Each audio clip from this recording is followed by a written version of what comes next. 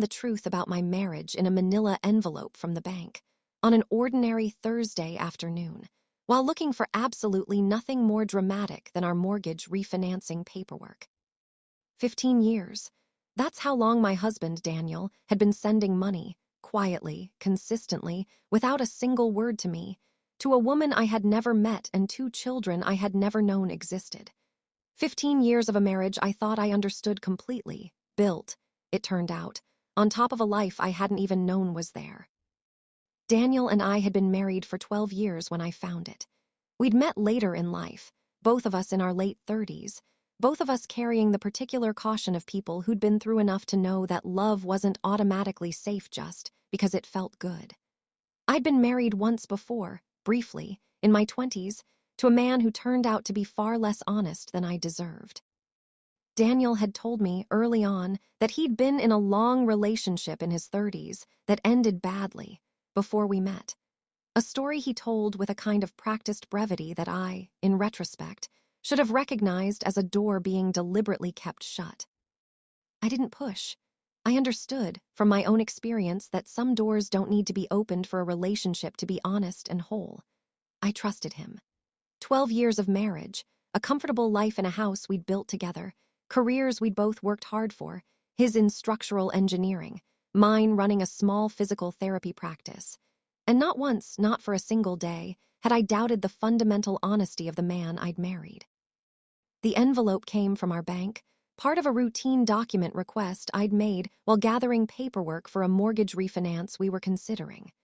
I'd asked for the last several years of statements on our joint accounts, standard stuff, the kind of tedious financial homework that comes with owning a home.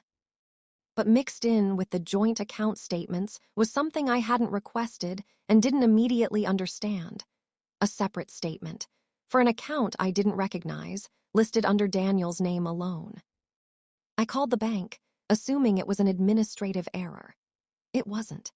The representative, after verifying my identity as a joint account holder authorized to receive certain documentation, confirmed that Daniel held a secondary personal account, opened 15 years earlier, 3 years before we even met, that had remained active and largely untouched by me for the entire duration of our marriage. I asked, my heart already starting to pound in a way I didn't yet have words for, if she could tell me anything about the account's activity. What she told me, cautiously, carefully, within the limits of what she was allowed to disclose, was this. The account received a portion of Daniel's paycheck via automatic transfer every single month, and from that account, a recurring wire transfer went out monthly to an account in another state, under a name I didn't recognize. 15 years. The same amount, adjusted upward twice over that span, presumably for cost of living. Never missed, not once. Not even during the 2 years right after we married when we'd been tight on money ourselves, saving for the house. I sat in my car in the bank's parking lot for almost an hour before I could make myself drive home. I didn't confront Daniel immediately. I want to be honest about that, because I think the instinct people expect, the dramatic, immediate showdown, isn't actually how most people process something this destabilizing. I spent 4 days quietly gathering more information first, not because I wanted to build a legal case, but because some part of me needed to understand the shape of what I was dealing with before I could stand to hear him explain it. I hired a private investigator. It felt like an absurd, almost cinematic thing to do, the kind of decision I associated with the very dramatic daytime television Daniel used to tease me for half-watching on Sunday afternoons. But I needed facts I could trust, separate from whatever story Daniel was about to tell me, because I no longer knew, with any certainty, what in our marriage I could take at face value. What the investigator found, over those 4 days, reorganized 15 years of my life into an entirely different shape. The recipient of the transfers was a woman named Renata Castillo, 51 years old, living in a modest home in a small city 3 states away. Public records showed she had 2 children, both now in their early 20s, a daughter, Isabel, 23, and a son, Marco, 21. Property records showed the home Renata lived in had been purchased 18 years earlier, jointly, by Renata Castillo and a man named Daniel Reyes. Daniel Reyes. Not Daniel Whitfield, the name he'd carried for the entire 12 years I'd known him. A name change, it turned out, filed with the county 20 years earlier, not concealed exactly, a matter of public record if anyone had ever thought to look, but never once mentioned to me, not in 12 years of marriage, not in the 2 years we dated before that. My husband had been married before. Not briefly, not the vague, long relationship he described. Married with 2 children, under a different name, for a life he had apparently packed away entirely before I ever met him, except for the 15 years of money he'd quietly, consistently continued sending, month after month, without ever once mentioning it to the woman he'd subsequently married, built a house with, and told, repeatedly, over 12 years, that she was the person he trusted most in the world. What I learned before I confronted him. I want to pause the story here, because I think it matters, to be fair to the version of events that eventually came out. I did not go into the confrontation assuming the worst possible interpretation. I am, by nature and by profession, someone who tries to understand context before rendering judgment. Physical therapy teaches you that pain has histories, that presenting symptoms are rarely the whole story. So before I said a single word to Daniel, I did something that surprised even me. I found a way to speak with Isabel, his daughter, the one I hadn't known existed until 4 days earlier. I found her through a professional networking site, working as a nurse in the same state where she'd grown up. I sent a message that took me nearly 2 hours to write, explaining, as gently and honestly as I could, who I was and why I was reaching out, and asking if she was willing, whether she might be open to a phone call. She called me the next evening. I remember sitting on my back porch, phone shaking slightly in my hand, and hearing a voice that sounded, disorientingly, a little like Daniel's. The same careful, measured cadence he used when he was thinking through something important. I wondered if this day would come eventually, Isabel said, after we'd established who we each were to each other.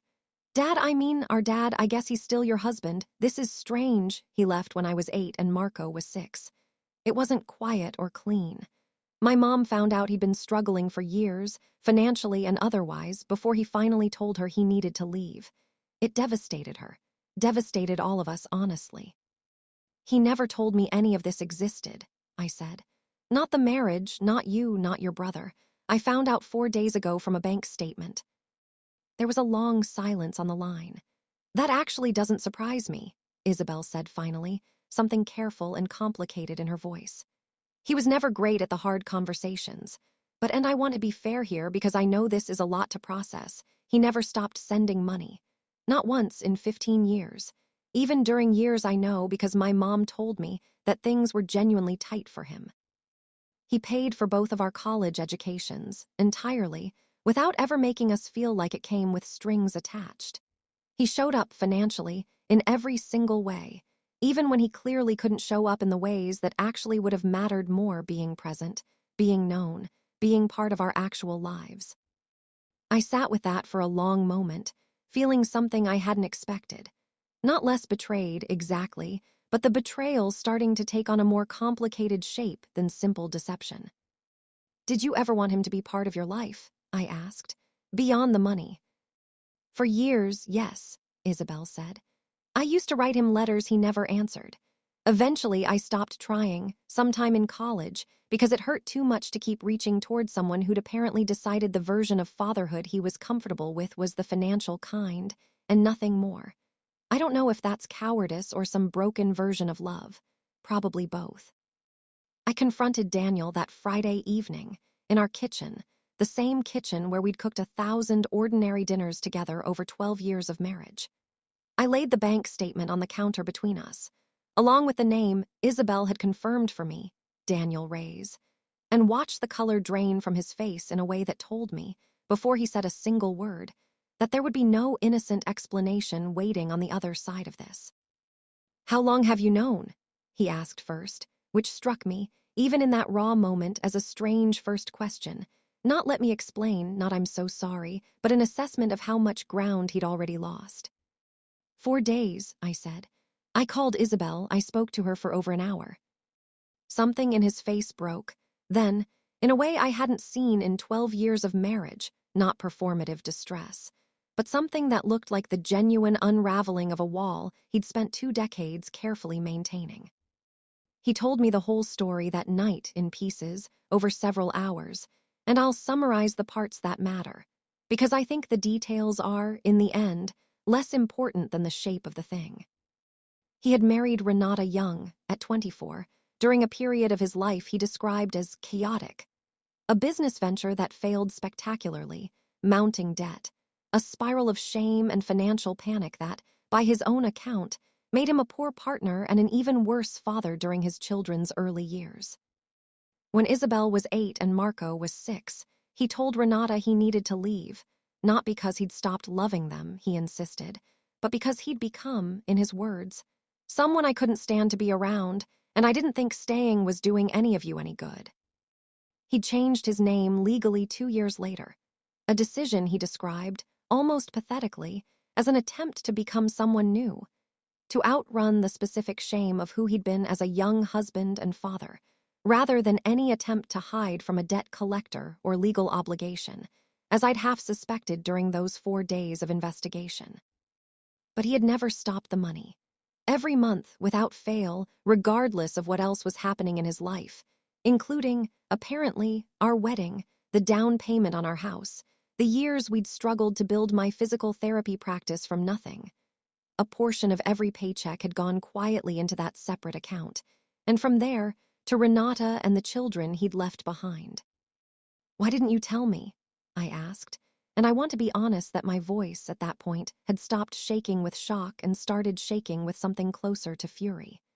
12 years, Daniel. 12 years of me telling you everything about my life, my first marriage, every insecurity I've ever had, and you let me build an entire life with you on top of a lie this big. I was ashamed, he said, and to his credit, he didn't try to minimize it or soften it into something more palatable. Every year that passed, it got harder to imagine telling you, because the longer I waited, the worse the lie became. I told myself I was protecting you from something painful. I think, if I'm honest, I was really protecting myself from having to watch your face while you learned who I used to be. I did not immediately leave. I want to be honest about that too, because I think there's a temptation, in stories like this, to make the response simpler and more dramatic than it actually was. I moved into our guest room. I told almost no one, not even my sister, for the first 2 weeks, because I genuinely did not know yet what shape this story was going to take, and I wasn't ready for anyone else's opinions to start shaping mine before I'd had the chance to think clearly. I went to therapy individual, not couples, because I wasn't yet sure there was a couple left to counsel.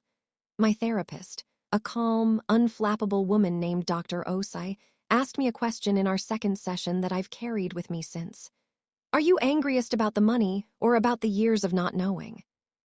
I sat with that question for a long time before answering. "The years of not knowing," I said finally. "The money, honestly, if he'd told me on our first date, I have 2 kids from a previous marriage and I send them money every month, I would have thought more of him, not less. That's not the betrayal. The betrayal is that he decided, for 12 years, that I wasn't someone he trusted enough to know the truth." "That's an important distinction," Dr. Osai said. "It might matter for what you decide to do next."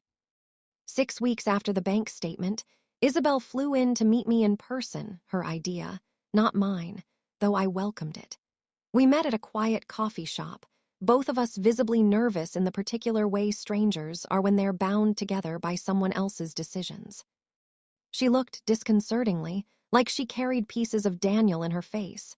His careful way of choosing words, the same slight furrow between his eyebrows when he was thinking hard about something. "I wasn't sure you'd actually want to meet me," she said, once we'd both settled with our coffee. "I know this whole situation makes me sort of a symbol of the worst thing that's ever happened to you." "You're not a symbol," I said. "You're someone he hurt just as badly as he hurt me, maybe worse, honestly. I don't think it's fair for me to be angry at you for existing." We talked for almost 3 hours. She told me about growing up without her father in the house, but with his money arriving reliably, every month. A strange, split kind of childhood, materially secure but emotionally abandoned, in ways she was still in her 20s, working through in her own therapy. She told me about her mother, Renata, who had remarried eventually, to a kind, steady man who had, in Isabel's words, actually shown up, in every sense the way Dad never quite managed to. "Do you hate him?" I asked, near the end of our conversation. Isabel considered the question seriously, the way I was coming to understand she considered most things. "I used to," she said. "I think now I mostly feel sad for him. He built this whole complicated system to make sure we were financially fine without ever having to actually be present for us. That takes a certain kind of discipline. Honestly, 15 years of never missing a payment. I just wish he'd put a fraction of that discipline into actually showing up for one birthday. One graduation. Anything." I thought about Daniel, alone in our house, presumably still sleeping in our bed while I slept down the hall in the guest room, and I felt something shift slightly in how I understood him. Not forgiveness, not yet, but something closer to seeing the full, complicated shape of who he actually was, rather than the carefully curated version he'd shown me for 12 years. I want to tell you I found a clean, satisfying resolution, the kind that makes for a tidy ending. The truth is messier than that, the way most real things are. Daniel and I separated for 4 months. During that time, he began, on his own initiative, reaching out to Isabel and Marco, not with money this time, but with actual attempts at relationship, tentative and clumsy at first, the awkward first steps of a man trying to build, at 49, the kind of presence he'd substituted with wire transfers for 15 years. Isabel told me, during one of our now regular phone calls, that it was strange and a little too late, but not nothing. I did not go back to him because I decided the deception didn't matter. It mattered enormously, and I want to be clear that I don't think every marriage survives something like this, nor should it. What ultimately shaped my decision was watching, over those 4 months, whether Daniel's remorse translated into actual change, or whether it remained the same kind of performance he'd apparently perfected over 2 decades. The outward appearance of responsibility, standing in for the much harder, much scarier work of genuine presence. He went to therapy of his own, separate from ours, specifically to unpack why a man capable of such consistent, disciplined financial responsibility toward his children had been so thoroughly incapable of emotional honesty toward the 2 women he'd married. He wrote a long letter to Renata, not asking for anything, just apologizing, plainly, for the specific shape of the harm he'd caused her, harm that had gone, until then, largely unacknowledged beyond a monthly transfer that had let him tell himself he was handling it. We eventually did go to couples counseling, 6 months after the bank statement, once I felt I had enough clarity about my own feelings to engage honestly rather than simply reacting. It took nearly 2 years of that work before I felt something resembling trust begin to rebuild. Not the same trust as before, which I don't think can ever fully return once it's been broken this specifically, but a different, more clear-eyed kind, built on actually knowing the whole shape of who I'd married, rather than the curated fraction he'd originally shown me. Epilogue. It has been 6 years since that manila envelope arrived in the mail. Daniel and I are still married, though I won't pretend the marriage looks exactly like it did before. It's more careful now, more explicitly honest in ways that 12 years of easy trust had made unnecessary, back when I didn't yet know how much easy trust could hide. Isabel and I have become close, genuinely close, in a way neither of us anticipated when we first sat down nervously at that coffee shop. She was in my wedding, the small vow renewal Daniel and I eventually had, 3 years after everything came apart and slowly came back together, differently shaped. Marco, more reserved, has built a more distant but real relationship with Daniel, the kind that seems to work for him, occasional calls, a few visits a year, the careful pace of someone protecting himself while still, cautiously, leaving a door open. Renata and I have never met in person, and I'm not sure we ever will, and I've made peace with that. But she sent a message once, through Isabel, that I've thought about many times since. Tell her I don't blame her for any of it. We were both just women who trusted the same man to tell us the truth, and he decided, for his own reasons, that we didn't deserve it. That's not something either of us did wrong. I think about that message often. I think about how easy it would have been in those first raw weeks to let anger flatten everyone in this story into simple villains and victims. Daniel the coward, Renata the wronged first wife, me the deceived second wife, Isabel and Marco the abandoned children.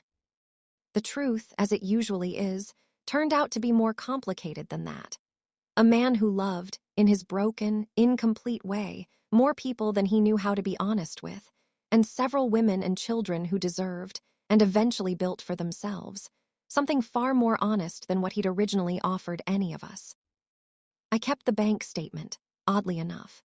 It sits in a folder in my filing cabinet, 15 years of quiet, consistent transfers that turned out to be the thread that eventually unraveled a decades-long silence. And, in the strange way these things sometimes work out, became the thread that eventually stitched together a far more honest, if considerably more complicated, family than any of us had before.